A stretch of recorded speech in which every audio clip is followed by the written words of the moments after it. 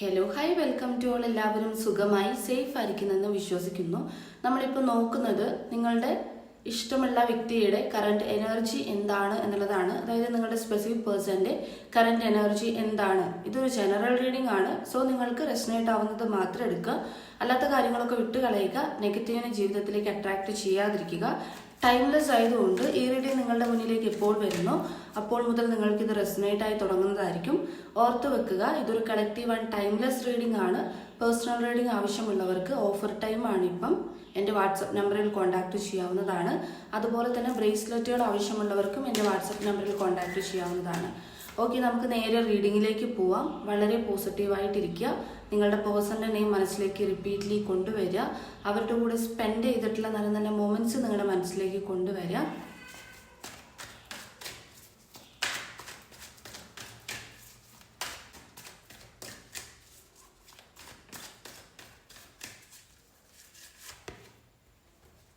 Queen of sorts വന്നിട്ടുണ്ട്, അതുപോലെ തന്നെ ടെമ്പറൻസ് വന്നിട്ടുണ്ട്.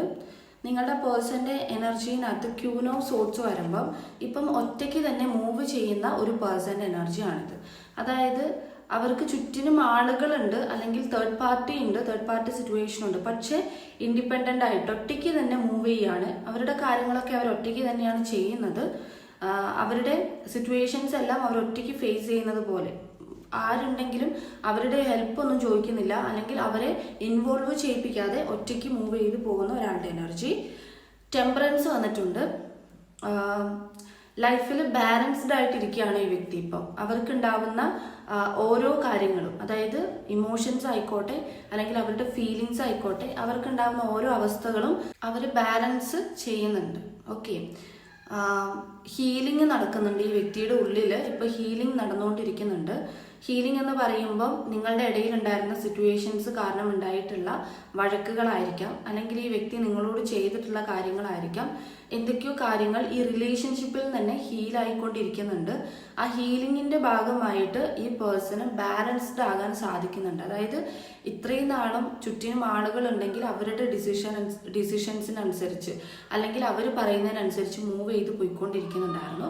പക്ഷെ ഇപ്പം അവർ സ്വയം ബാലൻസ്ഡ് ആകുമ്പം, സ്വയം ഹീൽ ചെയ്ത് നിൽക്കുമ്പം അവർക്ക് തന്നെ സ്വയം ഡിസിഷൻസ് എടുക്കാൻ പറ്റുക, അല്ലെങ്കിൽ അവർ തന്നെ സ്വയം അവരുടെ കാര്യങ്ങൾ കോൺസെൻട്രേറ്റ് ചെയ്യിപ്പിക്കുക എന്നുള്ള രീതിയിൽ. അതായത് വേറൊരാളുടെ ഇൻവോൾവ്മെന്റ് അവരവിടെ വെക്കുന്നില്ല.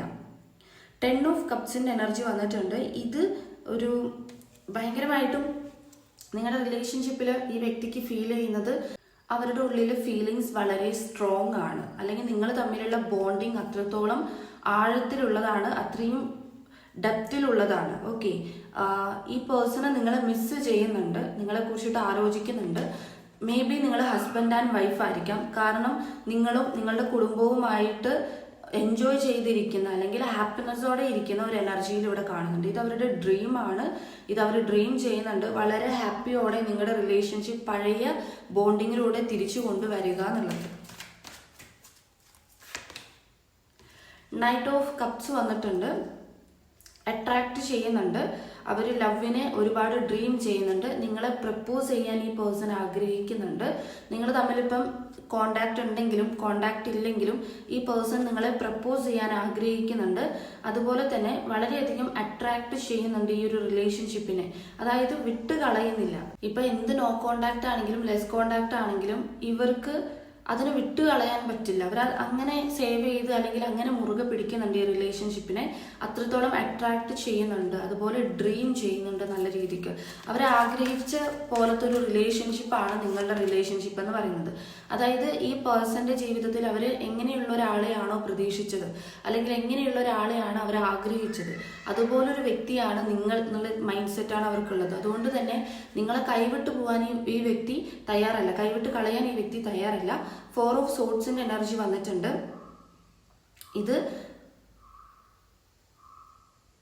അവർക്ക് ഒരുപാട് നമ്മളിങ്ങനെ ആലോചിച്ച് കഴിയുമ്പം ഒരുപാട് ഇങ്ങനെ മെന്റലി അത് തന്നെ ബ്ലോക്ക് ചെയ്ത് നിൽക്കുക. അതായത് ഇപ്പം അവർക്ക് നിങ്ങളുടെ റിലേഷൻഷിപ്പിൽ ഒരു ആക്ഷൻ എടുക്കണം എന്നൊരു തോട്ട് വരിക. ആ ആക്ഷൻ എടുക്കണം എന്നൊരു തോട്ട് വരുമ്പം അത് ചെയ്തേ പറ്റത്തുള്ളൂ, അല്ലെങ്കിൽ അതിനു വേണ്ടി എന്തെങ്കിലും ചെയ്തേ പറ്റുള്ളൂ എന്നുള്ളൊരു മൈൻഡ് സെറ്റ് ആ ഒരു രീതിയിൽ പ്രവർത്തിക്കുക. അതുപോലെ തന്നെ ഇവിടെ എൻജോയ് ചെയ്യുന്നുണ്ട്, ഈ പേഴ്സൺ ലൈഫിൽ എൻജോയ് ചെയ്യുന്നുണ്ട്. മീൻസ് ഇപ്പം സെലിബ്രേറ്റ് ചെയ്യുക, ഫ്രണ്ട്സിൻ്റെ കൂടെ ഇങ്ങനെ സെലിബ്രേറ്റ് ചെയ്യുക, അങ്ങനെയുള്ള കാര്യങ്ങളൊക്കെ ഈ വ്യക്തി ചെയ്യുന്നുണ്ട്. പക്ഷേ ആ സമയത്തും ഇവരുടെ മനസ്സിൻ്റെ ഉള്ളിൽ ഒരു പ്ലാനിങ് ആണ് നടന്നുകൊണ്ടിരിക്കുന്നത്. ഞാൻ എന്താണ് ചെയ്യേണ്ടത്, അല്ലെങ്കിൽ എന്ത് ചെയ്താലാണ് ഇത് ശരിയാവുക അല്ലെങ്കിൽ സെറ്റ് ആവുക എന്നൊക്കെയുള്ള രീതിയിൽ പ്ലാനിങ് ഇവർ നടത്തുന്നുണ്ട്.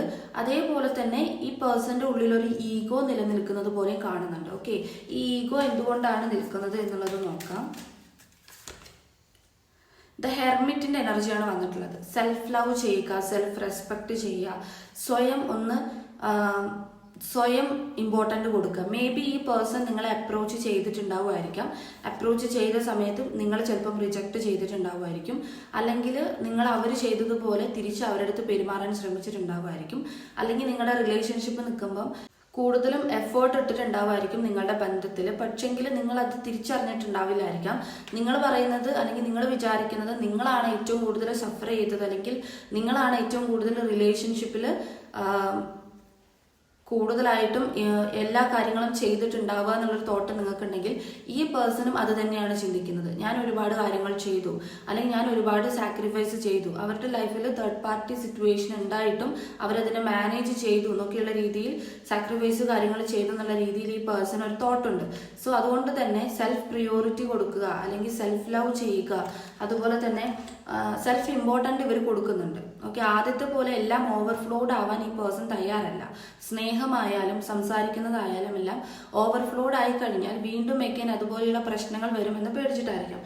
അപ്പം അങ്ങനെയുള്ള കാര്യം ആ സെൽഫ് ലവ് അല്ലെങ്കിൽ സെൽഫ് പ്രിയോറിറ്റി, സെൽഫ് റെസ്പെക്ട് ഒക്കെ കൊടുക്കുന്നത് കൊണ്ടാണ് അവിടെ ഒരു ഈഗോ പോലെ കാണുന്നത്.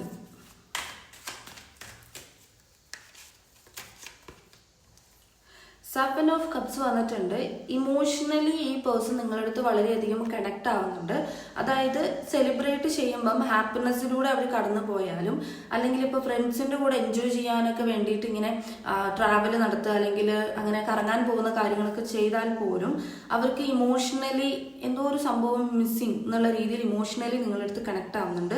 സെവൻ ഓഫ് കപ്സിന് എനർജി വരുമ്പം തേർഡ് പാർട്ടി സിറ്റുവേഷൻ സ്ട്രോങ് ആണ്. ഇവിടെ ഇപ്പം അവർ തേർഡ് പാർട്ടിയുമായിട്ടൊരു കമ്മിറ്റ്മെന്റ് നിലനിൽക്കുന്നില്ല എങ്കിൽ പോലും തേർഡ് പാർട്ടി എന്ന് പറയുന്ന ആ ഒരു സിറ്റുവേഷൻ എന്താണോ അത് വളരെ സ്ട്രോങ് ആണ്. മേ ബി അവർക്ക് അതിൽ ഭീഷണി ഉണ്ടാകാം, അല്ലെങ്കിൽ ആ ഒരു തേർഡ് പാർട്ടി ഇവരെ വളരെയധികം ഇങ്ങനെ കൺട്രോൾ ചെയ്ത് അവരുടെ ഒരു ഇതിനകത്ത് ഇങ്ങനെ വെച്ചിട്ടുണ്ടാവാം. പക്ഷെ നിങ്ങളുടെ പേഴ്സൺ അതിൽ നിൽക്കുന്നില്ലെങ്കിലും ആ വ്യക്തിയെ പേടിച്ചിട്ടോ അല്ലെങ്കിൽ അവിടെ തന്നെ നിൽക്കേണ്ടതല്ലേ എന്നൊക്കെ വിചാരിച്ചിട്ടോ അവിടെ തന്നെ നിൽക്കുന്നതായിരിക്കാം. പക്ഷേ ഈ പേഴ്സൺ ആക്ഷൻ എടുക്കും എന്നുള്ളതാണ് നമ്മൾ മെയിൻലി ഇത്രയും കാർഡ്സ് എടുത്തതിൽ നിന്ന് മനസ്സിലാക്കേണ്ടത്. അതുപോലെ തന്നെ റെസ്പോൺസിബിലിറ്റി ഓവറാണ് ഇവർക്ക്. റെസ്പോൺസിബിലിറ്റി ഒരുപാടുണ്ട്.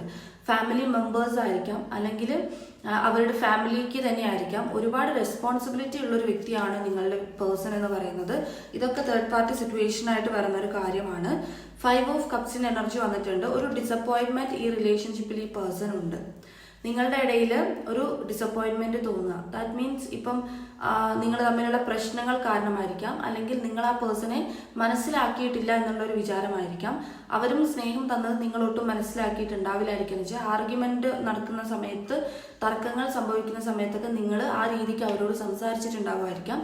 എന്തോ ഒരു ഡിസപ്പോയിൻമെന്റ് എന്തായാലും ഈ പേഴ്സൺ ഈ റിലേഷൻഷിപ്പിൽ ഉണ്ടായിട്ടുണ്ട്. സംടൈംസ് അവർ അതുപോലെ എലോൺ ആയിട്ടിരിക്കുക, ആലോചിച്ചിരിക്കുക. ഓക്കെ, ഒറ്റപ്പെട്ടൊരവസ്ഥ ഈ പേഴ്സണ് ഫീൽ ചെയ്യുന്നുണ്ട്. പക്ഷെ അവരുടെ ചുറ്റിനും ഒരുപാട് കാര്യങ്ങളുണ്ട്, എന്നിട്ടും അവർക്ക് ഒരു ഒറ്റപ്പെട്ട അവസ്ഥ ഫീൽ ചെയ്യുകയാണ്. അത് ഈ റിലേഷൻഷിപ്പിന്റെ പ്രസൻസ് ഇല്ലായ്മയാണ്. 8 ഓഫ് സോർട്സ് വന്നിട്ടുണ്ടായിരുന്നു. നിങ്ങളുടെ ഇടയിൽ നല്ല രീതിക്ക് തന്നെ ബ്ലോക്ക് എനർജീസ് ഉണ്ട്. അതായത് നിങ്ങൾ രണ്ടുപേരും ഒന്നിക്കാൻ അല്ലെങ്കിൽ അവർ തിരിച്ചു വരാൻ പറ്റാത്ത വിധത്തിൽ ബ്ലോക്ക് എനർജികൾ ഇഷ്ടം പോലെ ഉണ്ട്. ഒരു കുടുങ്ങി നിൽക്കുന്ന ഒരു അവസ്ഥയാണ് അവർക്ക്. ചുറ്റിനും ഒരുപാട് ബ്ലോക്കുകളുണ്ട്. ഓക്കെ, അത് തേർഡ് പാർട്ടി സിറ്റുവേഷൻസ് ആയിരിക്കാം. ആൻഡ് അതുപോലെ നിങ്ങൾ ഈ പേഴ്സണെ ചേസ് ചെയ്യുന്നുണ്ട്, അല്ലെങ്കിൽ ഈ പേഴ്സണെ പിന്നെയും അപ്രോച്ച് ചെയ്യുന്നുണ്ടെങ്കിൽ മനസ്സിലാക്കുക, ബ്ലോക്ക് എനർജി അത് കൂട്ടത്തേ ഉള്ളൂ. നിങ്ങൾ നിങ്ങളുടെ കാര്യം നോക്കി ലെറ്റ് ഗോ ചെയ്യുക. ആ സമയത്ത് അവർക്ക് അവിടെ ഫ്രീ ആകാൻ സാധ്യമാകും. ഓക്കെ, ടവർ എനർജി വന്നിട്ടുണ്ട്. ഇപ്പം കറന്റ്ലി നിങ്ങളൊരു സെപ്പറേഷൻ ഫേസ് ചെയ്യുന്നുണ്ടാവുമായിരിക്കും, ബ്രേക്കപ്പ് സിറ്റുവേഷൻ. ഇത് സഡൻ ആയിട്ട് സംഭവിച്ചിട്ടുള്ളൊരു കാര്യം. തമ്മിലൊന്നും തന്നെ സംസാരിക്കാതെ ബ്രേക്കപ്പ് ആയതായിരിക്കാം. ആ പേഴ്സൺ ആയിരിക്കും ബ്രേക്കപ്പ് സിറ്റുവേഷനിലേക്ക് കൊണ്ടുവന്നിട്ടുണ്ടാവുക. പക്ഷെ എന്താണ് സിറ്റുവേഷൻ എന്തോ ഒന്നും ക്ലാരിറ്റി തന്നിട്ടുണ്ടാവില്ലായിരിക്കും. നിങ്ങൾ ആ ട്രൂത്ത് എന്താണെന്ന് അറിഞ്ഞിട്ടുണ്ടാവില്ലായിരിക്കാം. അങ്ങനെ ഒരു സിറ്റുവേഷൻ നിങ്ങളിപ്പം ഫേസ് ചെയ്യുന്നുണ്ടാകാം. ക്ലാരിറ്റി ഇല്ലാതെ അല്ലെങ്കിൽ ആ വ്യക്തി പോകുമ്പോൾ പോലും ക്ലാരിറ്റി തരാതെ പോയിട്ടുണ്ടാവുമായിരിക്കും. ഇനി ഈ ഒരു സിറ്റുവേഷനിലെല്ലാം മാറ്റം ഉണ്ടാകുമോ എന്നുള്ളതൊന്ന് നോക്കാം.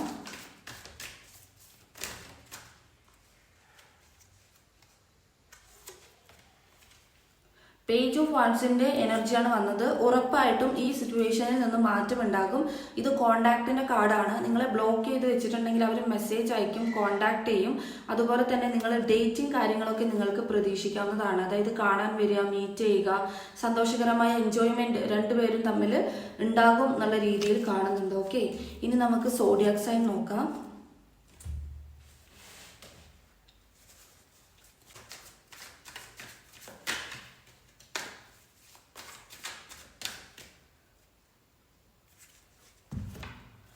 സോഡിയക് സൈൻ ആണ്. വിർജോ വന്നിട്ടുണ്ട്. Again Leo, Aries, Libra, Cancer, Aquarius, Gemini, Sagittarius, Aries, Libra, Virgo, again 3 പ്രാവശ്യം വന്നതിന്, Cancer, Taurus, Gemini and finally Aquarius. Okay, ഇനി നിങ്ങൾക്കുള്ള ക്ലൂസും കൂടി നോക്കാം.